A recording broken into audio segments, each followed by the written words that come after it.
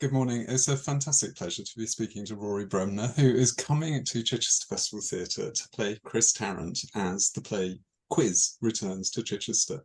Now, goodness, you're saying this is the first time that you've done a sustained impression across a whole play. What's the implication of that? How tough is it to keep in character as Chris? Well, haha. Actually, first of all, Chris hates the impression, which is great. So that's a very added That's motivation. the He said, name, is it? tee Bremner. So he sort of teases me about it. But it's a very good reason to do it if the subject hates the impression. But that's But interesting that you are mates. yeah, oh yeah. Sort of known him for we love cricket and all the rest of it. But yeah, so we've got that in common. But so yeah, you only see Chris in the studio actually. Although I think Michael Sheen in the TV drama, you saw him out of the studio. You only see him in the studio in character in Who Wants to Be a Millionaire. But the fascinating thing is, I mean, he is absolutely, his mind is made up, Chris. He's as guilty as Guy Fawkes. You know, he's absolutely sure that, and the idea that this guy's innocent is Chris will not have any of it. But the play, I think, this is what is brilliant about James Graham is that he presents enough. Contradictions and enough sort of little just inconsistencies in the case. So, I mean, I always say it could be called reasonable doubt, the Yeah. play, because and it's how you tell And a the lovely story. thing is you ask the audience, don't you? Yes, absolutely. So the audience gets asked at halftime and at the end, and very often change their minds because the fascinating thing is it's how you put a story together and what evidence you use. And I think James he gives a line to Charles Ingram in the play about the study of remembering things. That when you remember something, you're actually remembering the last time you remembered it. So memories can be as the Queen memorably said, memorably. There you go. Use the word again, as she memorably said, recollections may vary. Which which is a lovely way of saying I think Harry's making this up. But anyway, so you're playing with all of that. Mm. So I've got to say it's a fantastic cast. It's wonderful. I mean, the first day of rehearsals, I walked in and I just saw the rest of the cast. I thought, oh my God, I'm going to have to raise my game here because Wow. these guys are so good. And Mark Benton, of course, is familiar to TV Yeah. audiences. But Charlie from Emmerdale and Lewis Reeves and some wonderful, some Shakespearean actors and stuff. And it's a great fun cast because James mixes them around. So, somebody turns up as a judge one minute and they're a Yeah. television producer the next, or a quizzer, as they call them, people who love these quizzes. So it's fantastic. And Chichester, great theatre. We did, I'm sorry, I haven't a clue there a year or two ago. It's just made for this. So I can't wait. And you say great cast, but obviously one of the big attractions is going to be to see you doing the impression.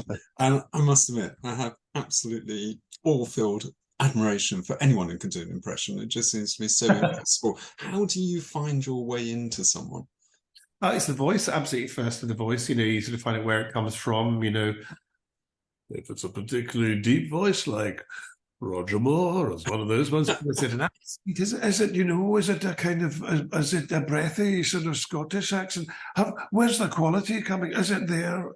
Because you age voices like What are you that. changing? Where you speak in your mouth, is that? It's instinct. This is the problem, you see. I work entirely instinctively.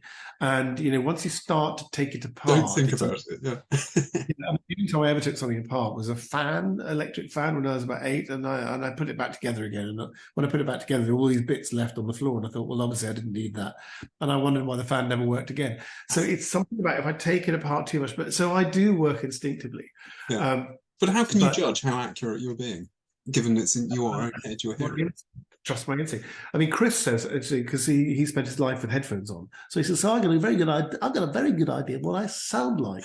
And he says, he said, "Well, Michael Sheen," but he does say about money. He says, "Who are you being? It doesn't sound anything like me." Which is just a joke we have. So I just trust my instinct, and but funnily enough, if for example, something like Tony Blair, Phil, and I just think what's interesting, and his voice has really changed. It's got very sort of croaky. But when he was younger, it was this. But if you put that voice together with Chris Tarrant, you get Ed Miliband, and it's really weird. It's like, you put those ingredients together and you get a Labour leader saying, look, I just think it's important that we do this. So you have to be careful. It's Alistair McGowan calls them voice bunkers. Voice bunkers, you just go a little bit too far off a voice and you end up with another one. I interviewed Alistair McGowan many years ago and asked him, anyone you can't do? And he said, Wayne Rooney. This was a long time ago, so he's doubtless mastered him since. Is there anyone you feel that you couldn't get? Oh yeah, it's one of those questions. When you do sort of like, is there anyone you can't do? And you go yes, and they go, well, go on, do him. And they say, well, no, I can't.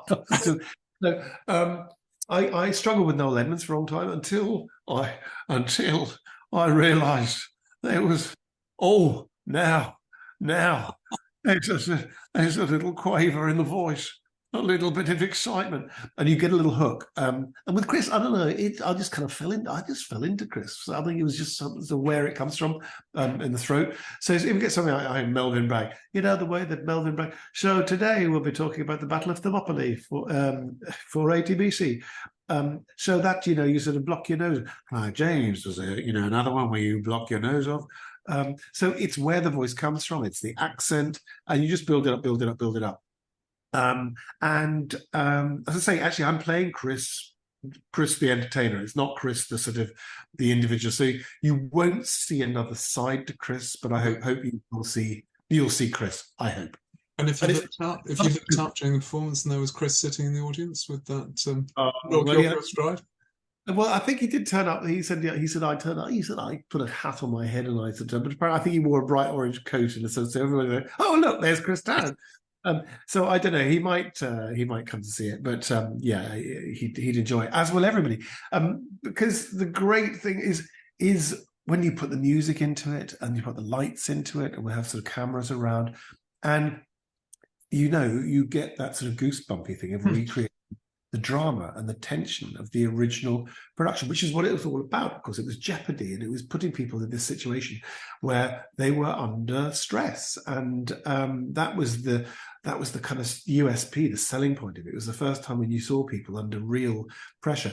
And one of the points against Major Charles Ingram, as Chris makes in his book, he says when they got to 500,000, most people, when they say, "You sure you want to answer this? If you get this wrong, you will lose 400 and whatever it is, £484,000, and the prospect of losing, I think it's 485.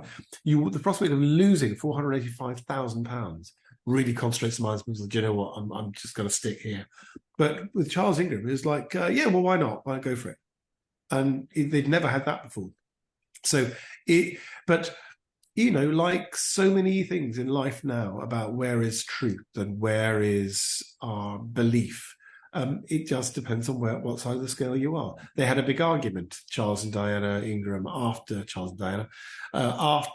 show. They had a big argument. And that could be either, why did you go for the million? It's going to be so obvious that we cheated.